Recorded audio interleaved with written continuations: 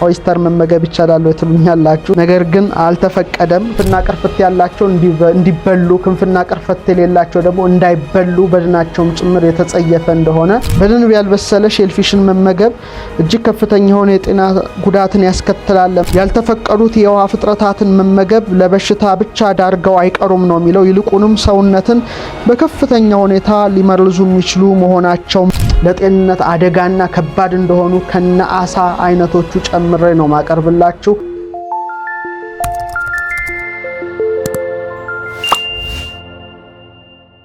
በዛሬው መርሃ ግብራችን ጤንነትና የባህር ውስጥ ፍጥረታትን በዝርዝር እንዳያለን እንደሚታወቀው የዛሬ 3500 ዘመን በተሰራው የምግብ ስርዓት ላይ እንዲህ የሚል ተጽፎ እናነባለን።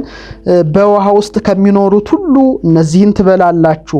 በውሆች፣ በባህሮች፣ በወንዞች ውስጥ ከሚኖሩት ሁሉ ክንፍና ቅርፊት ያላቸውን ትበላላችሁ። በውሆች ውስጥ ከሚንቀሳቀሱት ወይም በውሆች ውስጥ የህይወት ነፍስ ካላቸው ሁሉ፣ በባህሮችና በወንዞች ውስጥ ክንፍና ቅርፊት የሌላቸው ሁሉ በእናንተ ዘንድ የተጸየፉ ናቸው። በእናንተም ዘንድ የተጸየፉ ይሆናሉ። ስጋቸውንም አትበሉም፣ በድናቸውንም ትጸየፋላችሁ በማለት አዟል። በጣም እጅግ የሚገርም ነው። እዚህ ላይ እንግዲህ የተፈቀዱና የተከለከሉ የአሳ ዝርያዎችን ነው የምናየው። በተለይ በባህር ውስጥ ያሉ፣ በወንዝ ውስጥ ያሉ ክንፍና ቅርፍት ያላቸው አሉ። በዛ ውስጥ ደግሞ ከሚንቀሳቀሱት መካከል ክንፍና ቅርፍት የሌላቸው አሉ። ስለዚህ ለይቶ ክንፍና ቅርፍት ያላቸው እንዲበሉ፣ ክንፍና ቅርፍት የሌላቸው ደግሞ እንዳይበሉ በድናቸውም ጭምር የተጸየፈ እንደሆነ ጭምር ዘርዝሮ የዛሬ 3500 ዓመት ማስረዳቱን ስናስብ እጅግ ይገርመናል። እነዚህ ክንፍና ቅርፍት ያላቸው የባህር ውስጥ አሳዎችና ክንፍና ቅርፍት የሌላቸው የባህር ውስጥ ፍጥረታት ላይ በጣም በርካታ ጥናቶች ተጠንተዋል። እነዚህን ጥናቶች ነው ዛሬ ይዤላችሁ ቀርበው ክቡራን ተመልካቾቻችንና እጅግ የምትገረሙበትን ነገር ነው ይዤላችሁ የቀረብኩት። ስለዚህ በዝርዝር እነዚህን አቀርብላችኋለሁ። ክንፍና ቅርፍት የሌላቸው ምን ያህል ለጤንነት አደጋና ከባድ እንደሆኑ ከነ አሳ አይነቶቹ ጨምሬ ነው ማቀርብላችሁ። ስለዚህ ብዙዎች ጥያቄያችሁ ይመለሳል የሚል እምነት አለኝ። እነዚህ ክንፍና ቅርፍት የሌላቸው የባህር ውስጥ ፍጥረታትን መመገብ በሽታዎችን ብቻ ሳይሆን አደገኛ የሆነ መመረዝን በሰውነት ላይ የሚያመጡ መሆናቸውን የዘርፉ ተመራማሪዎች በደንብ በጥልቀት አጥንተው ተንትነውታል። ክቡራን ተመልካቾቻችን ለምሳሌ ከሼልፊሽ የአሳ ዝርያዎች መካከል ብዙዎቻችሁ የምትጠይቁኝ ኦይስተር ነው። ኦይስተር መመገብ ይቻላል ትሉኛላችሁ።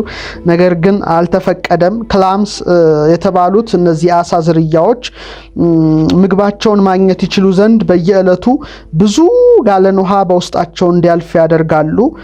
በዚህ ሂደት በውስጣቸው ቫይረስ፣ ባክቴሪያ፣ መርዝ ነክ የሆኑ ነገሮች ሁሉ በነ ኦይስተር በነ ክላምስ ውስጥ ይከማቻሉ እና በጣም የሚገርመው የቫይረሱም ቁጥር በእነዚህ አሳዎች ያለው መጠን በዙሪያቸው ካለው ውሃ በ10 ያህል እጥፍ የሚበልጥ ሊሆን ይችላል ተብሎ ነው የሚታሰበው። ሳይንሳዊ ጥናትም የሚጠቁመው በተጨማሪም በእንፋሎት በተጠበሰው በደንብ ያልበሰለ ሼልፊሽን መመገብ እጅግ ከፍተኛ የሆነ የጤና ጉዳትን ያስከትላል። ለምሳሌ እንደ ታይፎይድ ፌቨር የመሳሰለ ጉበት መታወክ፣ የተለያዩ በሽታዎችን ሊያመጣ እንደሚችል አጥኚዎች ይጠቁማሉ። በተለይ ዶክተር ሩሴል የሚገልጸው ያልተፈቀዱት የውሃ ፍጥረታትን መመገብ ለበሽታ ብቻ ዳርገው አይቀሩም ነው የሚለው። ይልቁንም ሰውነትን በከፍተኛ ሁኔታ ሊመርዙ የሚችሉ መሆናቸውም ጭምር ነው ብሎ ነው በጥናቱ ያረጋገጠው። በአንጻሩ ደግሞ ትኩስና የበሰሉ የተፈቀዱ የአሳ ዝርያዎችን መመገብ አልፎ አልፎ ብቻ የምግብ መመረዝ ምክንያት ሊሆን ይችላል እንጂ አብዛኞቹ ለጤንነት እንደውም በጣም ጠቃሚዎች ናቸው ነው የሚለው። ለምሳሌ ከተከለከሉት የአሳ አይነቶች ወይም ከሼልፊሽ ውስጥ እነ ሽሪምፕ እስክሪኑ ላይ ማየት ትችላላችሁ፣ እነ ክራፕስ፣ እነ ሎብስተር ወዘተርፈ የተባሉ የአሳ አይነቶች ለጤንነት በጣም አደገኛ ሲሆኑ ይህንን የሼልፊሽ በመመገብ ብዙ ህመሞች፣ አፋጣኝ ሽባነትን ጨምረው በየጊዜው በሰዎች ላይ ያስከትላሉ። እንግዲህ የሼልፊሽ የአሳ ዝርያ በኮሌራ ባክቴሪያ ውስጥ በተመረዘ የውሃ አካል ውስጥ ሊገኝ ይችላል። በዚህም እንግዲህ ውሃውን ያጠራል። በጣም ይገርማል። ሽሪምፕ ለምሳሌ ኦይስተር፣ ስካሎፕ፣ እነ ሙሴል እስክሪኑ ላይ የምታዩቸው ናቸው የተባሉት የአሳ አይነቶች በዚህ የተለየ ብቃት አላቸውና በየቀኑ ብዙ መጠን ያለውን ውሃ ያጣራሉ። በዚህ ምክንያት ኬሚካሎች፣ መርዛማ ንጥረ ነገሮች፣ ጎጂ ባክቴሪያዎች፣ ጥገኛ ተውሳኮች፣ ቫይረሶችን የያዘ ፍሳሽ ነው በእነዚህ አሳዎች ላይ የሚጫነው። በጣም የሚገርመው በብዙ ቦታዎች ላይ በዓለማችን ማለቴ ነው ለኮሌራ ወረርሽኝ መፈንዳት ምክንያት በቅዱስ መጽሐፍ ላይ የዛሬ 3500 ዘመን ከተበከሉት እነ ሽሪምፕ እነ ኦይስተር እነ ክራብ እነ ክላምስ ጋራ ሲገናኝ ቆይቷል። በዚህ የተነሳ በተለይ የካሊፎርኒያ ክልል ሕግ አውጪ የምግብ ኢንዱስትሪው ሴልፊሽን መመገብ ለጤንነት በጣም አደገኛ ሊሆን ይችላል የሚል ሕግን አቅርቦ ነበረ እንዲለጠፍ የሚጠይቅ ሕግን እና የማስጠንቀቂያ መልእክቱ ምን የሚል ነበር? ይህ ምግብ ለጤናቸው አደገኛ ሊሆን ይችላል። ለምን? ምክንያቱም ይላል በአንድ ዓመት ውስጥ 50 ሞት ሼልፊሽን በመብላት እንደተከሰተ በብዙ የሐኪም ቤቶች መረጃ ተረጋግጦ ነበርና ብሎ ነበረ ቆይቷል። ግን ይሄ ያቀረበው በጣም የሚገርመው ጥናቶችና ምርምሮች እንዳሳዩት ከሆነ ከሼልፊሽ የአሳ አይነት ጋር ተያይዘው የሚመጡ ብዙ መመረዞችም ጭምር አሉ። እንደሚታወቀው ለምሳሌ በርካታ መጠን ያላቸው ዳይኖፍላጅሌት የሚባሉ የውሃ ውስጥ እጽዋት አሉ። ባለ አንድ ህዋስ መዋኛ ጭራ ያለው የባህር ውስጥ ፍጥረት ነው። ስክሪኑ ላይ ማየት ትችላላችሁ። እነዚህን መመገብ ምን አለበት ሊባል ይቻላል ሰውኛውን ሲታሰብ፣ ነገር ግን ለሰውና ለእንስሳት በእጅጉ መርዛማነት ያላቸው ናቸው። እነዚህ እንግዲህ መርዛሞች እጽዋት በኦይስተርና ክላምስ ይዋጣሉ። ኦይስተርና ክላምስ በቀላሉ ይውጧቸዋል፣ ችግር የለም እና ሰውነታቸው ውስጥ ይከማቻሉ። ታዲያ ሰዎችን እነዚህን የተበከሉ የውሃ ውስጥ ፍጥረታትን ቢመገቡ ህመምና ሞትን ያው ሊያስከትልባቸው ይችላል። በጣም ይህም አደገኛ ነው ጥናቶች እንደጠቆሙት ከሆነ። ይህ ብቻ አይደለም። ለምሳሌ የፋብሪካ ራዲዮ አክቲቭ ዝቃጭ ኦይስተር በተባለው ዝርያ ውስጥ ተጠራቅሞ ይገኛል።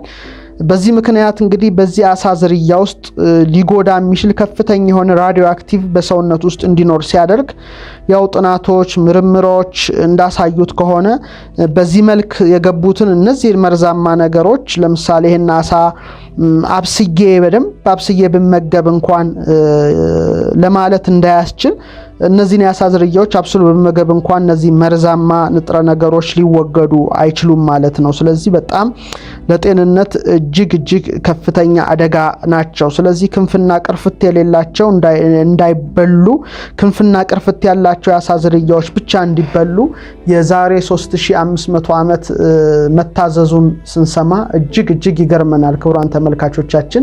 ስለዚህ እነዚህ የአሳ ዝርያዎች ከጤንነት አንጻር የሚያመጡት ጉዳት ወይም የሚሰጡትን ጥቅም በአንጻራዊነት በማየት ዕውቀትን ማግኘት ይገባል ማለት ነው። ስለዚህ ጤናችን እንዳይጎዳ ምንበላውን የአሳ አይነት እና ከማንበላውን የአሳ ዝርያ ጠንቀቅ አድርገን እንድናውቅ የዛሬ 3500 ዘመን መታዘዙ እጅግ አድርገው ይገርመናል ክቡራን ተመልካቾቻችን። ሌላው በጣም የሚገርመው እንዳይበሉ የተከለከሉት ሌሎች የአሳ አይነቶች ውስጥ ለምሳሌ ሰውነታቸው በሜርኩሪ አማካይነት ሊበከሉ የሚችሉ ናቸው። ለምሳሌ ስዎርድ ፊሽን ማየት እንችላለን፣ ሲልስን ማየት እንችላለን፣ ሌላ ዋልስን ማየት እንችላለን። እነዚህ የአሳ አይነቶች እንግዲህ በውስጣቸው ብዙ የሆነ የሜርኩሪ ክምችት ይገኛል። የሚገርመው እንዲበሉ በተፈቀዱት የአሳ አይነቶች ውስጥ ግን ይሄ ክምችት በብዛት አይገኝም። በጣም ይገርማል። ለምሳሌ ያህል ስዎርድ ፊሽ በሚባለው የአሳ ዝርያ ውስጥ ያለ የሜርኩሪ መጠን በዙሪያው ካለው ጋር ሲነጻጸር 1 ለ1 ሚሊየን ብለው ነው ያነጻጸሩ። እንግዲህ የዚህ አይነት መጠን ሜርኩሪ በውስጡ ያለው የአሳ ዝርያ ለሁለት ወይም ለአንድ ዓመት በተደጋጋሚ ብንበላ አይምሮአችን ላይ ከፍተኛ የሆነ ጉዳት ያደርሳል ነው የሚሉት እና አይምሮአችን ይጎዳዋል። ይሄ በጣም ከፍተኛ የሆነ የሜርኩሪ ክምችት። ስለዚህ አንጎላችን እንዳይጎዳ አጥር ሆነን ማለት ነው። የህግ የዛሬ 3500 ዓመት እንግዲህ አምላክ ባወቀ ነው ይሄን ስርዓት ለሰው ልጆች የሰራው። ምክንያቱም የፈጠራቸውን ፍጥረታት የሚያውቀው እሱ ነው። የያዙትን ነገር የሚያውቀው እሱ ነው። ሁለተኛ ደግሞ ብንበላቸው የሚጠቅሙንን ባንበላቸው ደግሞ ምንጎዳባቸውም ብንበላቸው ምንጎዳም ባንበላቸውም ደግሞ ምንጠቀምባቸውን ነገሮችንም ለይቶ የሚያውቅ እሱ ነው። ስለዚህ የዛሬ 3500 ዓመት ደግሞ እነዚህን ህግጋትን ሰርቷል። ለኖህ ደግሞ የዛሬ 5000 ዓመት ገልጦለታል። አሁን ግን በ21ኛው ክፍለ ዘመን ጥናቶችና ምርምሮች በከፍተኛ ደረጃ እየጨመሩ የመጡ በመሆናቸው እንድንበላቸው የተፈቀዱ የእንስሳት አይነቶች፣ እንድንበላቸው የተፈቀዱ የአሳ አይነቶች፣ እንድንበላቸው ያልተፈቀዱ የእንስሳ አይነቶች፣ የአሳ አይነቶች፣ የአዕዋፍ አይነቶችን በዝርዝር በማስቀመጡ ተመራማሪዎች ደግሞ እነዚህን አውቀው እስቲ ለጤንነት ምን ያህል ጉዳት ያመጣል ወይስ ለጤንነት ምን ያህል ጥቅም ይሰጣል የሚለውን ነገር በዝርዝር አጥንተው ይህን ምርምራቸውን አቅርበዋል ማለት ነው። ስለዚህ አጥሮች ነበሩ። የሰው ልጅ ጤንነቱ እንዳይጎዳ፣ እንዳይመረዝ፣ ጤናው እንዳይቃወስ የዛሬ 3500 ዓመት ወይም የዛሬ 5000 ዓመት እግዚአብሔር ባወቀ ለሰው ልጆች ይህን ስርዓት ሰርቷልና በዚህ የጾም ወቅት ይህን ሁሉ ነገርም እንድንረዳው ያስፈልጋል ማለት ነው። ክቡራን ተመልካቾቻችን ሌላው እጅግ የሚገርመውና የሚደንቀው የባህር አሳዎች ሰውነትን ሊመርዙ የሚችሉ መርዞች በውስጣቸው እንዳለ ይታወቃል። ለምሳሌ አሳ አንበሪ፣ የባህር አንበሳ፣ የዋልታ ድብ፣ ፖላር ቢር የምንለው በጉበታቸው ከፍተኛ የሆነ የቫይታሚን ኤ መጠን ያለው ነው እና ሰውነታቸው የቫይታሚን ኤ መጠን ክምችት ያለው ከመሆኑ ጋር ተያይዞ ሰውነትን በከፍተኛ ሁኔታ መመረዝ በሚችለው የቫይታሚን ኤ መብዛት ወይም ሃይፐርቫይታሚኖሲስ ኤ ሁኔታን ያስከትላሉ ማለት ነው። ስለዚህ እነዚህን በሚበላቸው ሰው ላይ ይህ ደግሞ ህመም ይከሰታል ማለት ነው። ስለዚህ ለምሳሌ የአሳ አንበሪ በጣም ትልቅ ነው ምን አለ ብንበላው የሚል ሊመጣ ይችላል። ግን ምን ያህል አደገኛ እንደሆነ በዚህ ጥናቶች ውስጥ እናውቃለን። ሌላው በጣም እንዳይበሉ ከተከለከሉ የውሃ ውስጥ ፍጥረታት መካከል ለምሳሌ ቀንድ አውጣን ማየት እንችላለን። አሁን ቀንድ አውጣ ባህር ውስጥ አለ ምን አለም ብንበላው የሚል አለ፣ የሚበሉትም አሉ። ግን ጥናቶች የሚጠቁሙት እጅግ ለጤንነት አደገኛ መሆኑ ነው። ለምሳሌ ቀንድ አውጣ ብለድ ፍሉክ ብልሃርዚያስ የደም ተውሳክ ብልሃርዚያ የተባለውን በሽታ አስተላላፊ መሆኑ ይታወቃል፣ ታውቋልም በዘመናችን እና ይህ በሽታ በአፍሪካ፣ በእስያ፣ በላቲን አሜሪካ ተሰራጭቶ ነበረና አመጣጡም ደግሞ ከዚህ ቀንድ አውጣ እንደሆነ ነው የተጠቀሰውና ቀንድ አውጣ ለምሳሌ ክንፍና ቅርፍት ከሌላቸው የአሳ አይነቶች ምድብ በመሆኑ አንዱ ክልክል ነው ማለት ነውና እንደ ብልሃርዚያ አይነት በሽታን አስተላላፊ መሆኑ ይታወቃል። ይህ ብቻ ሳይሆን በሽታን ከሚያመጡ 3 አይነት የደም ትሎች ከሚባሉት ለምሳሌ ሽስቶሶማ ሄማቶቢዩም፣ ሽስቶሶማ ጃፓኒከም እና ሽስተኖማ ማንሶኒ እንቁላሎች በውሃ ላይ በሽንት ወይም በአይነ ምድር አማካይነት ትንንሽ ትሎች ይፈለፈሉና በሚጠጉበት ተስማሚ ቀንድ አውጣ እስኪያገኙ ድረስ በውሃ ውስጥ በመቆየት በቀንድ አውጣው አካል ውስጥ አንድ ደረጃ ካደጉ በኋላ የሰውን ወይም የሌላን ደመ ሞቃት እንስሳ ቆዳ በስተው ለመግባት ምቹ ጊዜ እስኪያገኙ በውሃ ውስጥ የሚቆዩ ሲሆኑ ደም እስከ ማሸናት የሚደርሱ በሽታዎች ናቸውና በጣም ይሄ ቀንድ አውጣ እነዚህን ሁሉ ነገር የተሸከመ በመሆኑ የሰው ልጅ ደግሞ ይሄንን ነገር አገኘው ብሎ ቢመገበው በቀላሉ ጤናው ሊጎዳና አደጋ ውስጥ ሊወድቅ ይችላልና ሰዎች ደግሞ እነዚህን በልተው አደጋ ውስጥ እንዳይወድቁ የዛሬ 3500 ዘመን ይሄ ምግብ ስርዓት ለሰው ልጆች ተሰርቶ እናያለን ማለት ነው። ስለዚህ አጥሮች መሆናቸውን ጭምር ነው ምንረዳው። ሌላው በተደረገው ጥናት አንዳንድ የአሳና የሼልፊሽ ዝርያዎች በውሃ ውስጥ ተመሳሳይ ድርሻን ይይዛሉ። ለምሳሌ ተመራማሪው ዶክተር ሩሴል እንደሚለው በተለምዶ ከሚበሉ አሳዎች ለምሳሌ ካትፊሽ መካከል በኬሚካል በተመረዘ ውሃ ውስጥ ከፍተኛ የመመረስ ደረጃዎችን ከማሳየቱ የተነሳ ከኬሚካል ልቀት በኋላ የአካባቢው አሳ አጥማጆች ካትፊሽ የተባለውን አሳ ለምግብነት እንዳያውሉ ማስጠንቀቂያ ተሰጥቷቸው እንደነበረ ጠቅሷል። ይሄም በጣም አስገራሚ ነው። አንዳንድ የአሳና የሼልፊሽ ዝርያዎች በውሃ ውስጥ ተመሳሳይ ድርሻን ይይዛሉ። ለምሳሌ ዶክተር ሩሴል ስለ ካትፊሽ ይናገራል።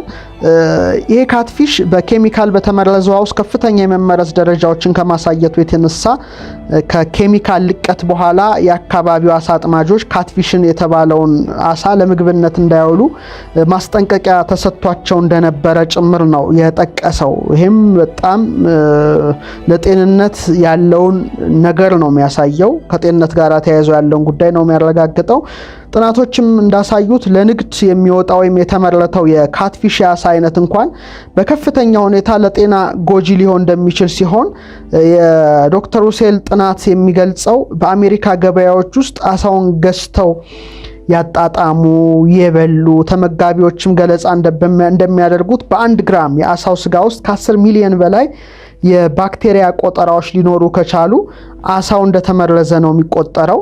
አብዛኞቹ በካትፊሽ አሳ ዝርያዎች ላይ የተደረጉ ጥናቶች ምርምሮች የሚገልጹት ግን በአግባቡ ቢዘጋጁም እንኳን በ1 ግራም ውስጥ እስከ 27 ሚሊዮን ይቆጠራል ነው የሚለውና ምን ያህል አደገኛ መሆኑን በዚሁ ማወቅ እንችላለን። እና እነዚህ ነገሮች ምን ያህል የሰው ልጆችን ከጤና ጉዳት የሚጠብቁ አጥሮች እንደሆኑ ነው በዝርዝር እዚህ ላይ የምናየው ክቡራን ተመልካቾቻችን።